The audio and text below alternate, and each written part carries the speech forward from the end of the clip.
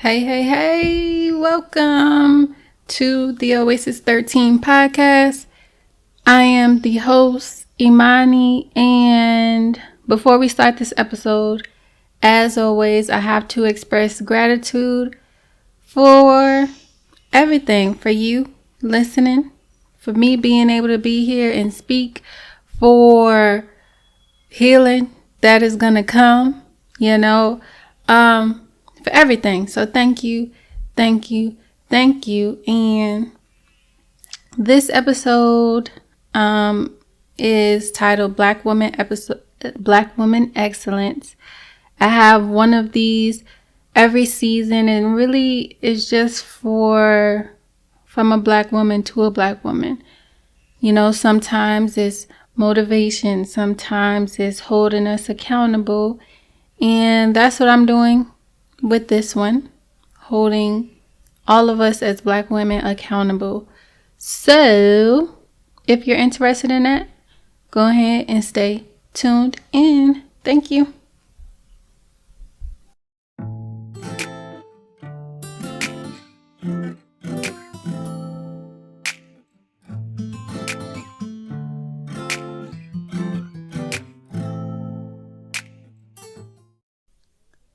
Oh God.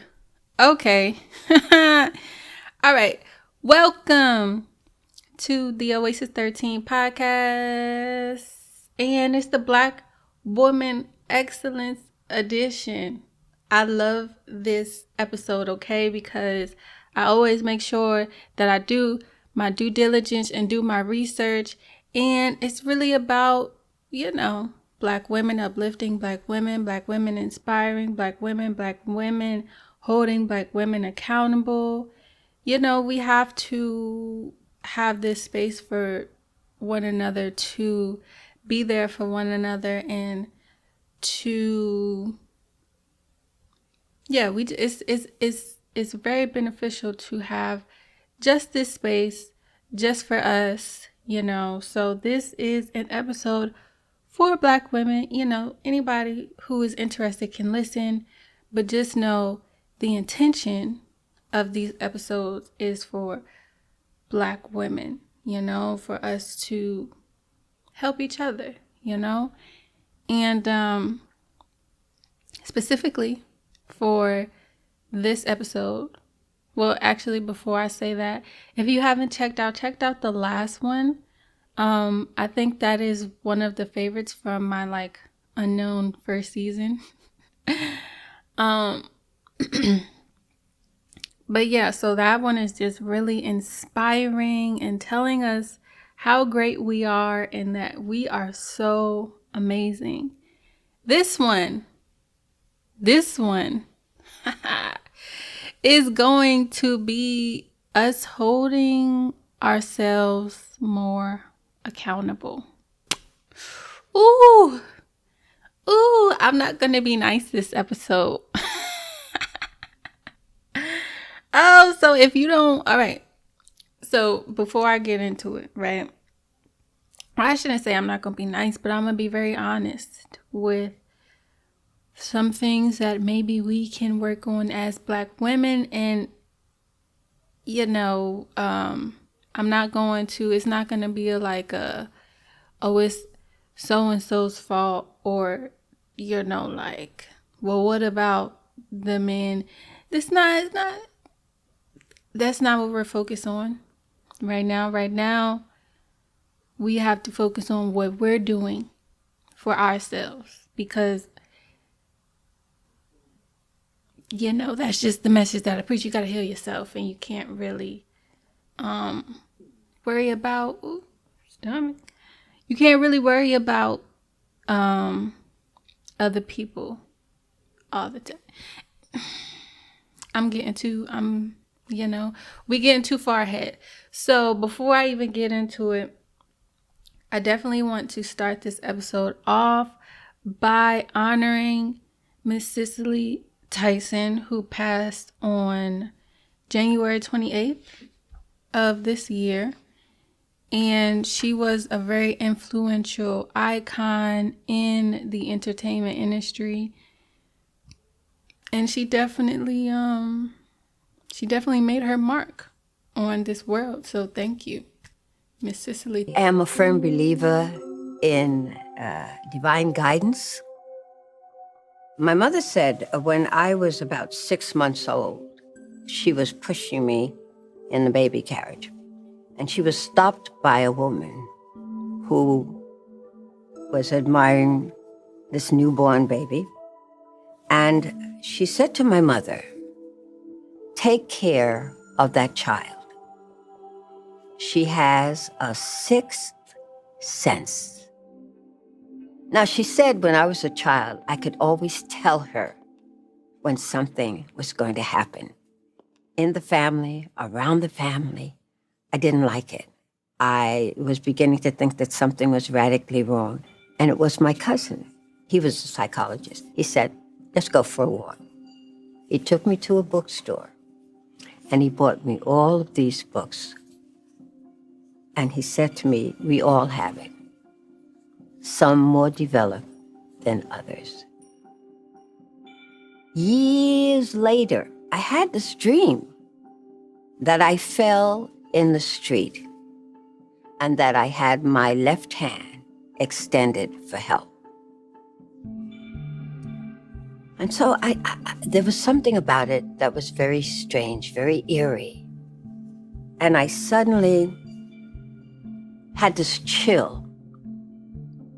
I was cold as clay. Somebody's trying to get a message to me. The phone rang. It was my sister. And I said, "How are you?" She said, "Not good. Mother just passed." She got all dressed, and 6 feet away from her door, she dropped in the street with her hand. And when I say I'm divinely guided, I just let it come wherever it comes. I make sure that I leave it and let it do what it has to do. And I tell you, I got to the point where I no longer feared it. I welcomed it, as a matter of fact. Wow. Thank you for that message of divine guidance, Miss Tyson. And it kind of sets the tone for what we're going to talk about for the rest of this episode.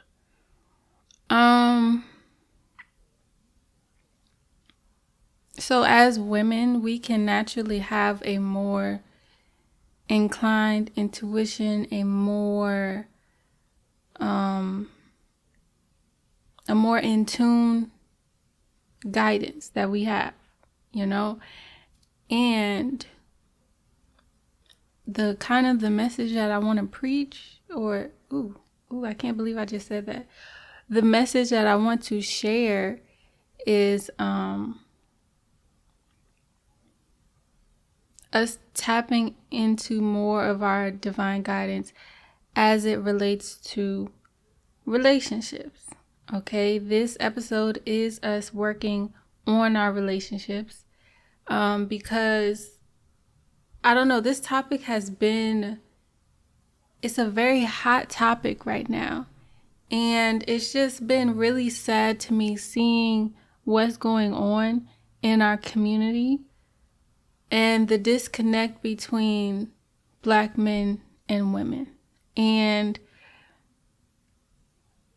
it's just crazy to me. So again, I'm not here to talk to Black men. I have a whole episode about that gets a man's point of view and a woman's point of view about just relationships and, you know, how to be the best you. So if you're interested, check that out. It's with Gambo. Yeah, check it out. On YouTube, it's called like Simps, Alpha Males, Pick Me's, which does each gender prefer? Or is it like, you know, being too nice in relationships? So in that episode, we touch on both men and women. However, this, I'm just talking to women.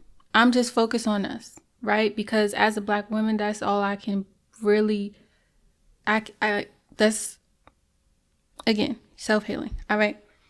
So what have seen a lot in the media is bashing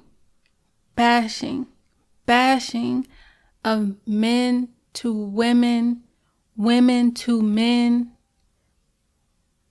It's really sad. And the reason it's really sad is because this is written. It's written that we're supposed to have this rift between us. It's written that we're supposed to be in an environment that, I mean, let's be like, our society, the society that we live in is not conducive to healthy relationships. It's hard out here, man. Like, it's freaking hard. It would be crazy of me not to acknowledge that. Like, we live in a society where they try to make it seem like money is the most important thing, when that is just a byproduct of you doing what you love and your purpose. But it should never be the focus. But we live in a society where that is the focus for a lot of people. We live in a society where we you can say all you want, you don't need anybody else, but everybody is looking for companionship. Everybody wants to be loved, period. You can say you don't need anybody. Okay, all right. Everybody wants to be loved. So, because of that, we look for it in the wrong places and in the wrong ways, and we're gonna get into all of that this episode. Like, I'm really excited because I'm gonna start to where we are now, to maybe to where we can begin to go to create better relationships that are based off of divinity and not off of attraction. Okay. I'm right. I'm obviously excited because, I keep trying to jump ahead, but let's start off with the Willie Lynch letter. Because again, it's written that we are supposed to be at odds with each other. And one of it is put the men against the women. And I don't know if y'all seen what's in the media recently, but it's like that's very prevalent right now. So, I'm gonna just play that quick clip just in case, you forgot what was said in that letter. But it's just kind of scary that what is said is what is being played out. So, About Willie Lynch on the banks of the James River in the colony of Virginia in 1712. Lynch was a British slave owner in the West Indies. He was invited to the colony of Virginia in 1712 to teach his methods to slave owners there. The term lynching is derived from his last name. Greetings, gentlemen. I greet you here on the bank of the James River in the year of our Lord 1712. First, I shall thank you, the gentlemen of the colony of Virginia, for bringing me here. I'm here to help you solve some of your problems with slaves. Your invitation reached me on my modest plantation in the West Indies, where I have experimented with some of the newest and still the oldest methods for control of slaves. Ancient Rome would envy us if my program is implemented. As our boat sails south on the James River, named for our illustrious king, whose version of the Bible we cherish, I saw enough to know that your problem is not unique. While Rome used cords of wood as crosses for standing human bodies along its highways in great numbers, you are here using the tree and the rope on occasions. I caught the whiff of a dead slave hanging from a tree a couple miles back. And you're not only losing valuable stock by hangings, you are having uprisings, slaves are running away, your crops are sometimes left in the fields too long for maximum profit, you suffer occasional fires, your animals are killed. Gentlemen, you know what your problems are. I do not have to elaborate. I'm not here to enumerate your problems. I'm here to introduce you to a method of solving them. In my bag here, I have foolproof method for controlling your black slaves. I guarantee every one of you that if installed correctly, it will control the slaves for at least 400 years. My method is simple. Any member of your family or your overseer can use it. I have outlined a number of differences among the slaves, and I take these differences and I make them bigger. I use fear, distrust, and envy for control purposes. These methods have worked on my modest plantation in the West Indies, and it will work throughout the South. Take this simple little list of differences and think about them. On the top of my list is age, but it's there only because it starts with an A. The second is color or shade. There is intelligence, size, sex, sizes of plantations, status on plantations, attitude of owners, whether the slaves live in the valley, on a hill, east, west, north, south, have fine hair, coarse hair, or is tall or short. Now that you have a list of differences, I shall give you an outline of action. But before that, I shall assure you that distrust is stronger than trust, and envy stronger than adulation, respect, or admiration. The black slaves, after receiving this indoctrination, shall carry on and will become self-refueling and self-generating for hundreds of years, maybe thousands. Don't forget, you must pitch the old black male versus the young black male. The young black male against the old black male. You must use the dark-skinned slaves versus the light-skinned slaves, and the light-skinned slaves versus the dark-skinned slaves. You must use the female versus the male, and the male versus the female. You must also have white servants and overseers who distrust all black, but it's necessary that your slaves trust and depend on us. They must love, respect, and trust only us. Gentlemen, these kids are your keys to control them. Use them. Have your wives and children use them. Never miss an opportunity. If used intensely for 1 year, the slaves themselves will remain perpetually distrustful. Okay, so, yep, literally everything that is said is being played out just for us simply being different, and so because of our situation and just honestly, our environment is not natural to what we are used to. We're used to being in a community mindset. We're used to having rituals. We're used to being connected more to spirit and not in this false reality of what we live in now, in this false reality of happiness. And if you get these things and if you accomplish these goals, then you will be happy. And that's obviously, it's not the case. Obviously, what we're doing is not working. And so let's start with where we are now, which is, I think, Jazmine Sullivan. I think she lays it out really well. Shout out to her, because she always tells the point of view of a woman so beautifully, and so Hotels is what I'm talking about.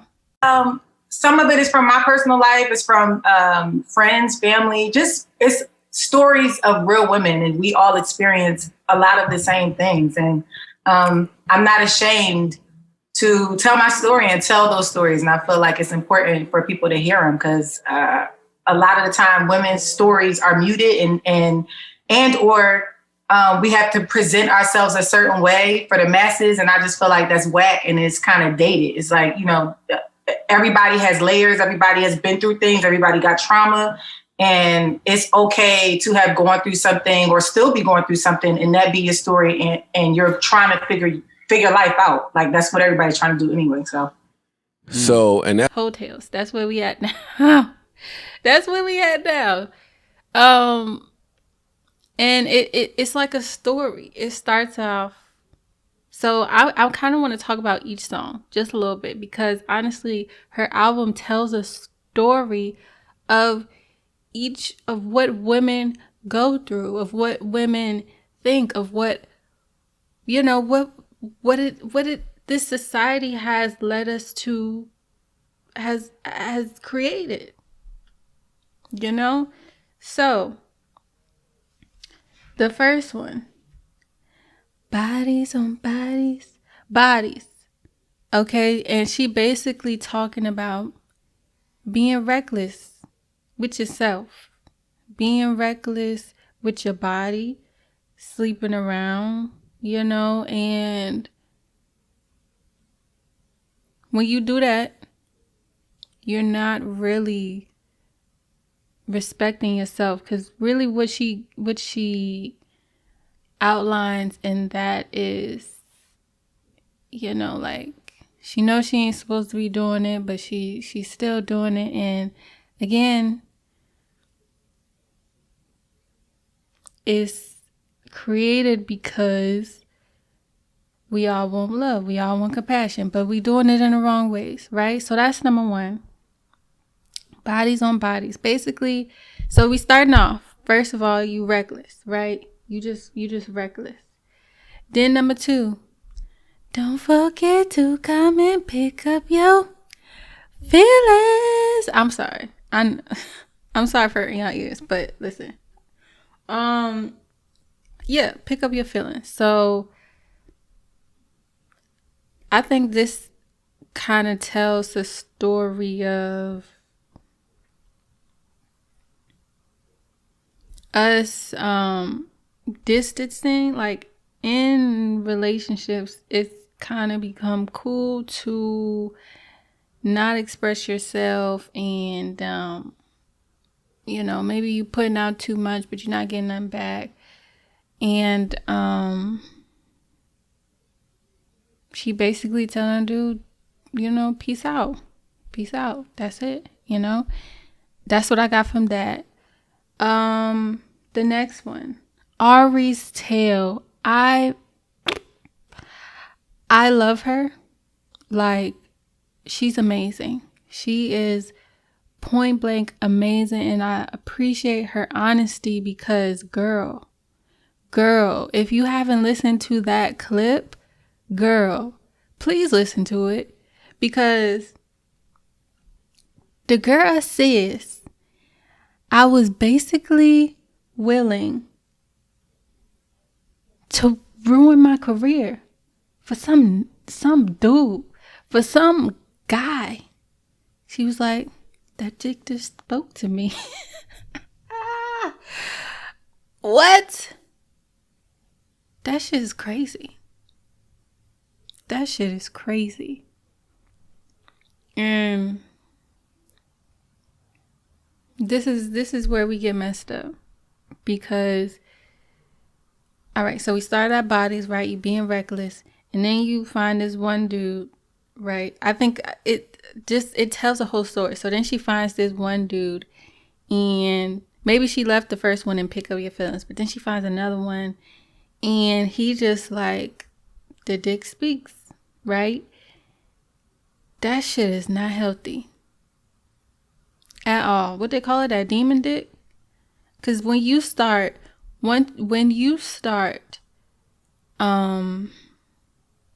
not doing the things that you want to, like, when you start getting confused in the head over a dude, it's a problem, right?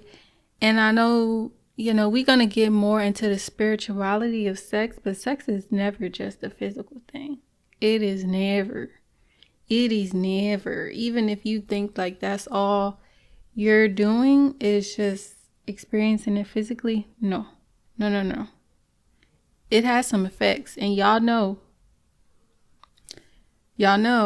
it has some effects, okay? And you have to be very careful with who you allow your energy, who you share your energy with. And that's just, we're gonna leave that there. Next,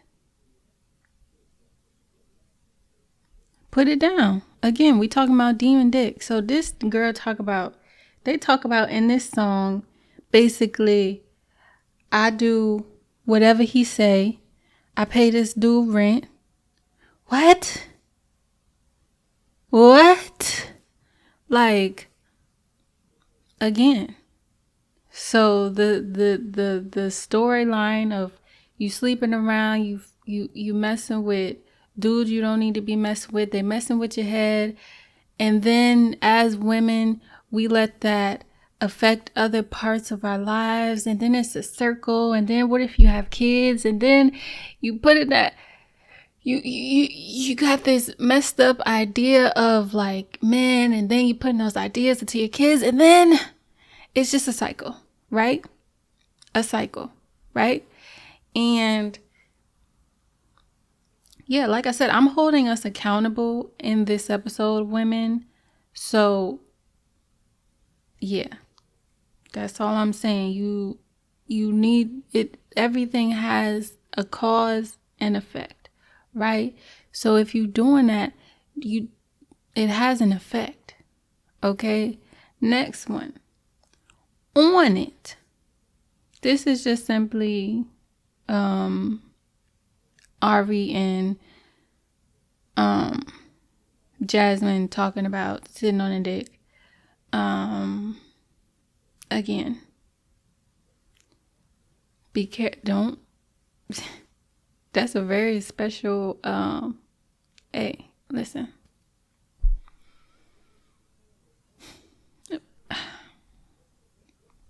Again, last episode, I said how powerful we are.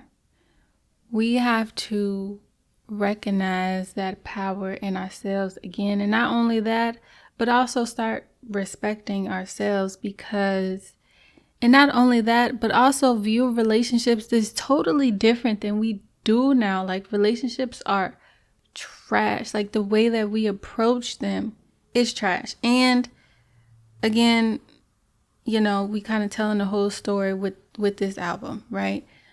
Then I wasn't actually present when that happened. My mom curated that at her house and had people come over and they was eating and drinking, obviously. But like that goes to show that the conversations are happening from when you are in your 20s, your 30s to when you in your 50s, your 60s, your 70s. Like those same conversations are happening. And, it's just real life. We trying to figure it out. Like, stop. Take it easy on yourself, sis. You don't got to have everything together. And, it's okay to go through these experiences that you go through and you'll be good. So you're starting out again at the bodies, you being reckless, and then you saying, fuck your feelings, I'm gone, whatever. You having sex, you getting with this nigga who got the demon dick, and now you all confused, and now you kind of fucked up, you ain't really heal yourself or whatever. And then,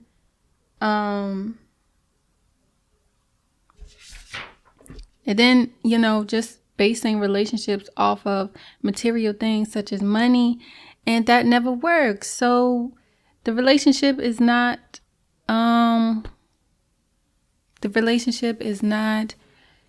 it doesn't last, and then cheating happens, and then, you say, fuck relationships, I'm gonna just get to this money, and then,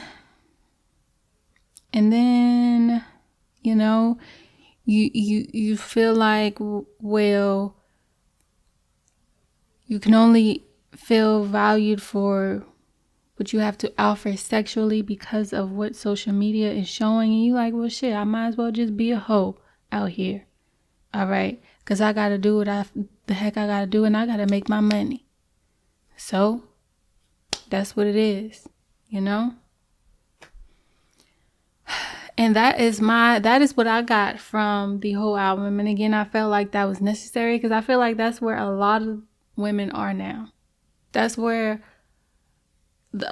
a lot of women can relate to at least some of those stories in that album, and so I had a horrible relationship that resulted in domestic abuse at the time. I came back with reality show. After that, I had started touring reality show, and I had planned on just kind of taking a short break, and time kind of got away from me. But I experienced my own point in time where I was kind of just wilding a little bit, and I didn't know at the time why why I was doing those things. But, you know, when I had some time to process, I'm like, oh, I was still healing from that relationship that kind of like threw me for a loop. If some things happened in it that I never thought that I would experience, I let some things happen that I never thought I would. And I kind of became a different person. And sometimes you think you've healed and you haven't. And like you going about your life and, you know, situations come up and then you start kind of acting out things from your past that you didn't even know were still there. And so that's kind of what was happening, and that played a part in the project itself. And also, like, after the aftermath of all of that stuff happening, well, just feeling some type of way about myself and the decisions I made, and feeling like I needed to give myself some grace and realize that I had been through some things. I had some trauma that I wasn't fully healed from, and I'm okay. I may have done some things that I wasn't proud of or acted certain ways that I wasn't proud of, but I'm still good. I'm still Jazmine, and that doesn't make up the whole of me. And that's what I want females to know, is that certain parts of your life that may not be cookie cutter or may not, you know, not be the best, doesn't make up the sum of who you are. And just to give yourself some grace and give the women around you grace as well. Well, going through that, did you feel? All right, so somebody who I want to note is Shahrazad Ali. So like I said, we're starting out where we are now, going to some notes we can take, and eventually where we want to be. So now we're at the point of like some notes we can take, right? So Shahrazad Ali is she was the author of The Black Man's Guide to Understanding the Black Woman. And when her book came out, crazy people were mad at her because she was holding women accountable. Like, period. The book was pointed toward women of things that we can do better to have healthier relationships with Black men. Now, do I agree with everything that she says? No. But do I think that she makes a lot of great points? Yes. Do I think that she holds Black women accountable? Yes. Do I think that her main focus was to get back the Black man and woman family structure? Because without a solid family structure, there is no solid community. Yes. And so I'm gonna play a clip, right? And I suggest, like, it's just gonna be a little small minutes of a clip. But I suggest that you go to the link, listen to the whole thing, check her out, just to see, the things that she says. But as I said, this book demonstrates that we are not as different as we like to think that we are. So what I'm going to go over real brief right now is what the attributes are of the good Black woman. Since she's not on television, we may not recognize her. Okay. Now, the good Black woman has 7 attributes, and then I'm going to explain to you how to utilize those in your day-to-day life. The good Black woman has self-discipline, courteousness, cheerfulness, self-respect, intelligence, cleanliness, and love. Now, we've heard that terminology. It's like one of those where they tell you pull yourself up by your own bootstraps. What do that mean? How can I make that functional in my day-to-day life to benefit me as a practice? It sounds like all theory. Where's the practical? What do I do? The good Black woman has self-discipline. That's self-control. Let me make that real for you, sisters. We can start with our mouth. The good Black woman can control her mouth. She don't have to say everything that comes up. It's okay if he get the last word sometime.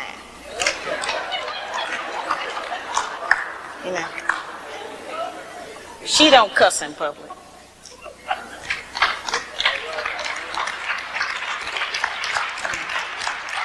And she works on not cussing in private. She don't tear a man down with her mouth, because they can't out-argue us. Can't nobody out-argue us. I have charged that we nag our men too much. We keep our men's head tied up so much with our petty grievances about our personal relationship that he don't have time to think and plan for our future. Because he got to deal with what's going to happen with us every day. You know, it's real odd. When the black man come home, he almost have to do a wind test or stick his toe in the door. He don't know what's waiting. He don't know who in there today. He know it's a possibility that there's some kind of new monster that he didn't even know about yesterday. So, you know, we need to not make it like that. We need to not be so vicious with our mouth. You know, men are not petty like that. They're not going to out-argue us. And it has been proven that verbal abuse is just as harmful as physical abuse. So let's not use our mouth to do that to him. The good black woman is courteous. She says, thank you, baby. I appreciate you doing that. I appreciate every effort you make. Try harder. I'm going to work with you. Thank you. I know you did your best. Now that's a whole new language.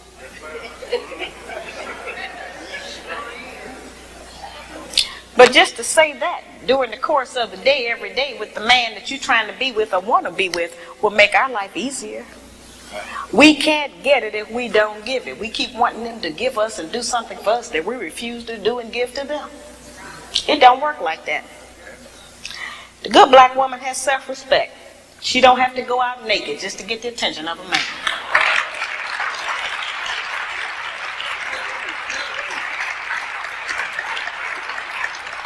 I have sisters all over the country, and they come up to me after the lectures, and they'll be talking to me, and they'll say, well, you know, all he think about is sex. All he think about is my body. I say, why don't you show him something else? And then here's the really good one. They'll come up and they'll have on a weave. They have on false eyelashes, another whole face, false fingernails, and all of that. And then they'll say, but I'm looking for a real man.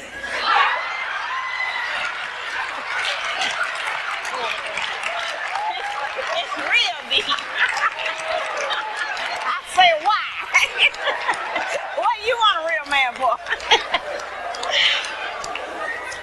The good black woman can pull a dress down without thinking that it devalues her. She doesn't have to use her body because she has so many other good attributes about herself to get the attention of a man. We can take the sisters in a position to take all of the charge and sexual energy out of the black community by just dressing differently. We have the power and control over that. That don't stop you from being beautiful. That don't stop you from getting a man. And it certainly puts things on the right perspective so some other judgments can be made other than physical. It don't take no knowledge, wisdom, and understanding to have a sexual reaction. That's the most base. We spend less time doing that than anything else we do.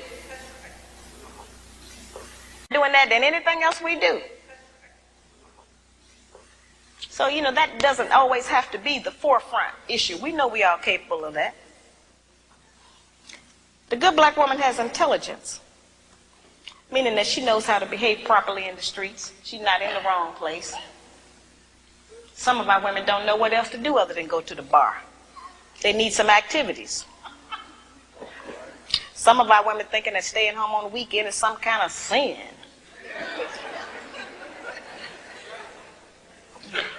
Some of our women think that if they don't have a new outfit to wear every day, that they're going to self-destruct. You know, we have a lot of just that kind of nonsense going. Every time we buy new outfits and clothes or whatever, all we're doing is sending money out of our community. We don't own no clothing stores. If the white man closed the shoe factory, we'd all be here barefooted tonight.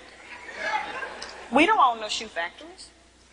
You know, very base things that we don't own, that we put our money into and demand we have to have them. A lot of times our men look at us and know that he ain't never going to be able to make enough money to give us all of the things we say we want. And don't no man want to be with no woman who he constantly got to deny her the things that she says she wants. And that represents failure to him, to have to always, you know, not be able to provide us with what we ask for. One of the ways we can do that is to start being satisfied with less. You know, The good black woman is clean. Now that's a hard one.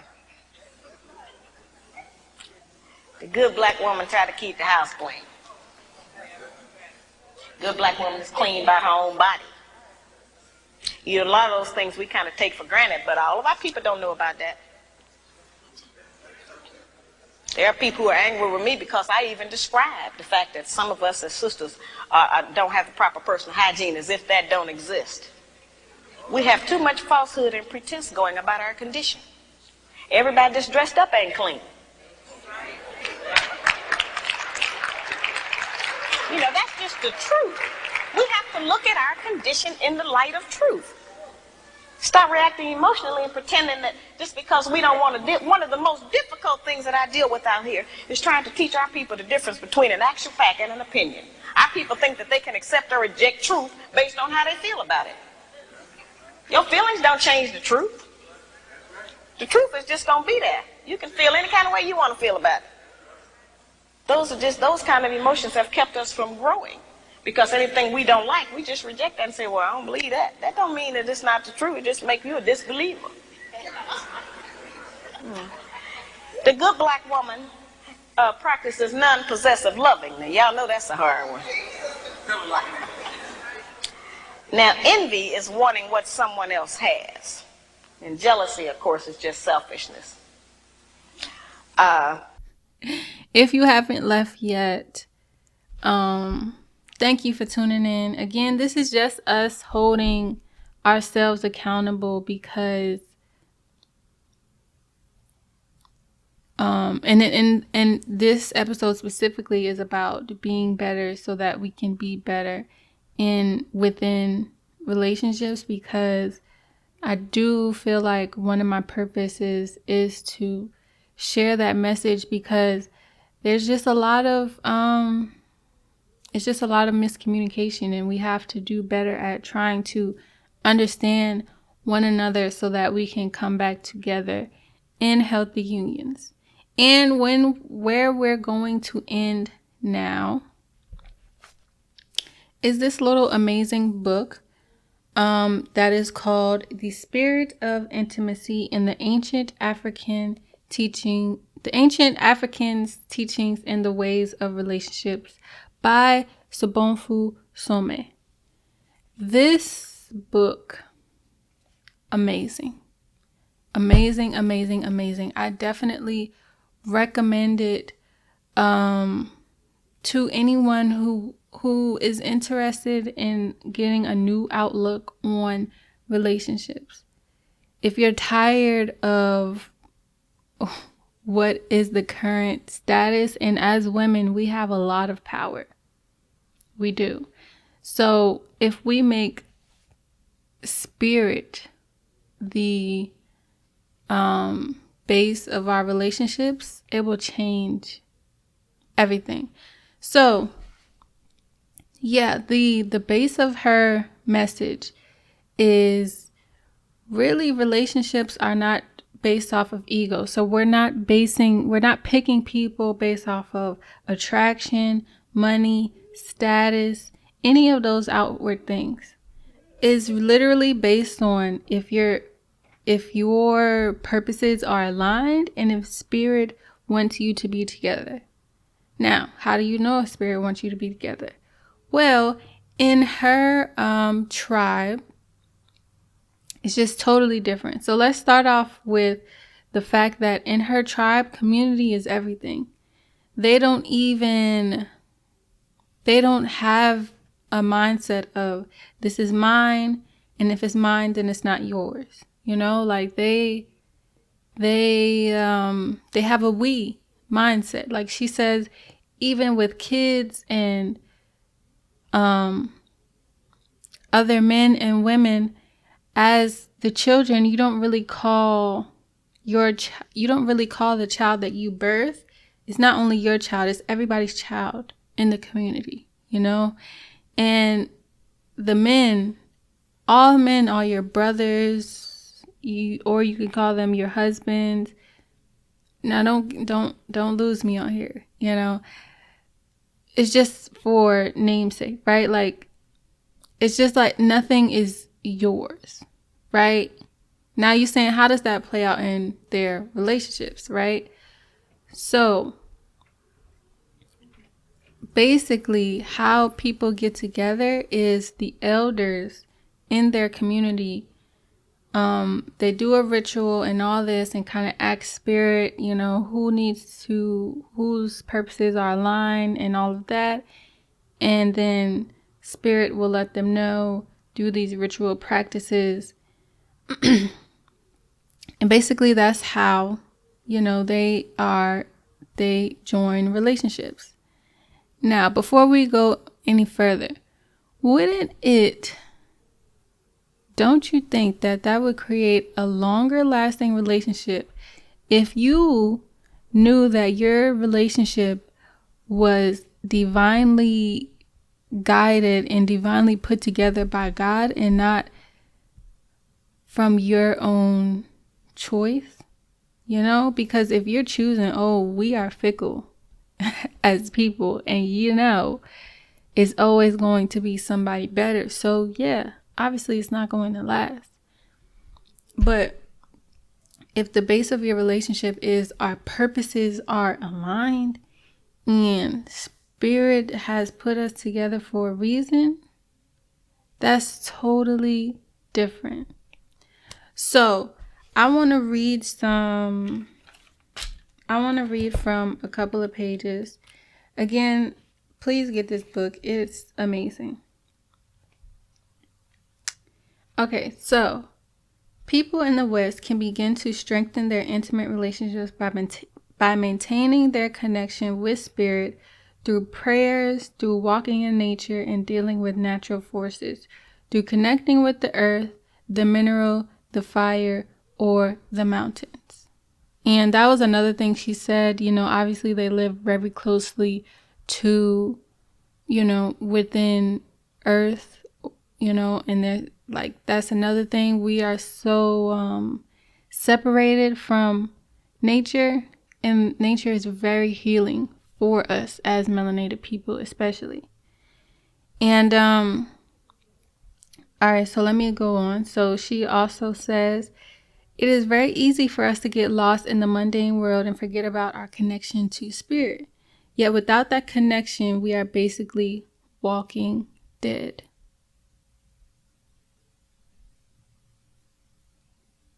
I feel like I can end it here. Without things being guided by spirit, there's no point. Without knowing your intention and knowing that it is divinely guided, what the hell is the point? Let me move on. All right, so in an indigenous context, because you don't follow romance as a guide to marriage, partners know the true identity of the other. Because you don't follow romance, they have, again, this Western society has like fucked up so many of our minds, making us think that now Valentine's Day just passed, one of the dumbest holidays, because why am I buying these things to show how much I love you?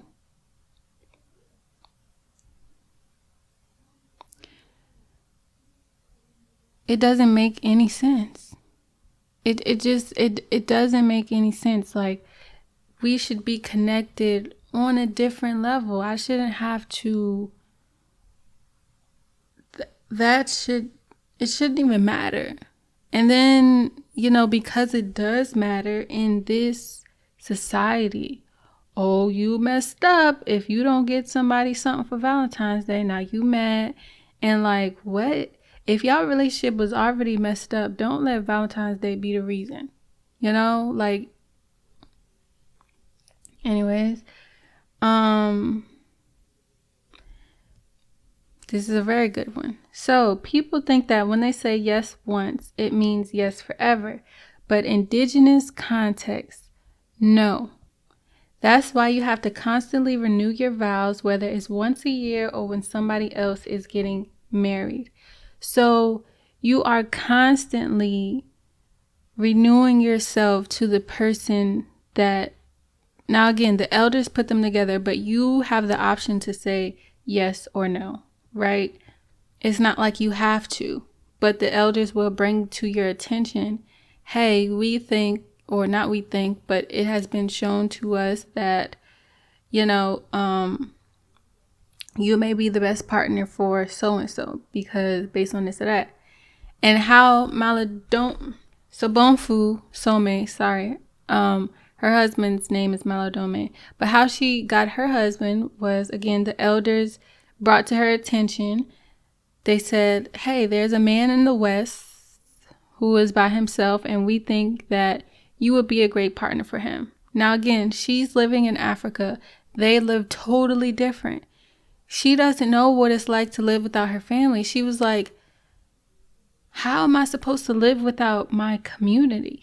And she was like, she was very against it at first. And then she said she had to pray on it. And I think she went to one of her ancestors' graves and asked them for their opinion on it. And she got the answer after she prayed on it that, yes, this is what is meant for her. And I'm so, again, because the messages that she shared, we need it. So she says, let me put it differently. I fell in love with my husband, after we got married. So the way she explains a lot in this book is like, you kind of start at the bottom when you're married. Whereas in the West, we kind of start at the top of like, oh, I have to be so in love already.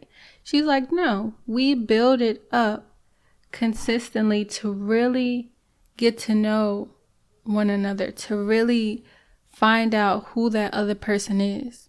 Because if you're starting at the top, again, she's like, where are you going to go? Obviously, you're going to go down. But if you're starting and you're not really, you don't, like she said, she didn't know her husband before they got married.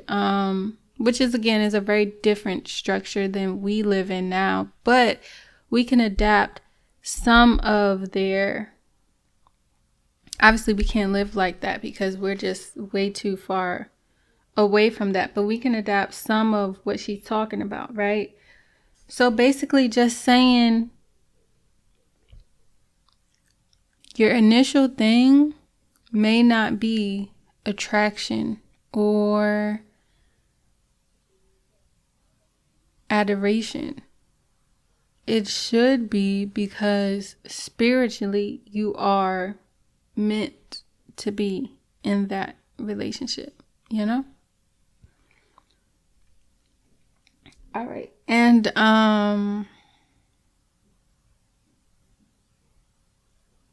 so let me see what I want to say. The next step is to acknowledge each other's soul. Acknowledge each other not just as human beings, but as spirits who have chosen a body to come into. Then, through ritual, bring these two souls together. Perhaps couples in the West could use meaningful things. She gets into a whole ritual. So that, I feel like that's a very profound message because it's not, again, you're not looking at your partner as, you're looking at you're worried about their spirit, right? About spiritually what you guys are meant to do together, And let's see. So when people recognize that they are spirit in a human body and that other people are spirits, they begin to understand that our bodies are sacred and that sexuality is far more than a means of pleasure. It is a sacred act. They look at other people differently, seeing the body not as a source of physical attraction, but as a shrine. again, we have a long way to go because, and this is funny because I just made an episode last week about intimacy through tantra and sex, and but I kind of feel like it's along the same message because it's a deeper connection. This is a way deeper connection than sex as a form of physical pleasure. So it's the same message. You should check out that episode too. But what she says again is it's a sacred act. And she also says they don't really have a word for sex in their culture. They see it more as a journey. You're going on a journey with another person, right? Because that's the deepest way that you can connect with somebody. And so when you see it as like, oh, I'm going on this journey, as opposed to, oh, I just want to feel good. Oh, I just want to feel loved, or I just want to feel this connection. And again, we all want that deep connection, but you really can't get it from anybody else. You really can't get it from another physical being. It really has to be guided by spirit. And when we go the opposite way, then I don't know, I'm just throwing ideas out there because obviously what we're doing is not working. So, you know, it wouldn't hurt for us to try another way, right? So yeah, I'm gonna end there. I don't want to give too much of her stuff away because I think that you should definitely get this book. It was only $12, I think, on Amazon. So yeah, this episode I kind of wanted to touch on how we can be better within relationships, because again, when we started off with hotels, and that's not where we want to be. It's not. I mean, it's the story of trauma and like trying to find love in the wrong places and feeling undervalued and using these things that are not going to give you value, you know. And then we go to Shahrazad Ali, who starts to call out some of these things that maybe we can work on, and women be mad.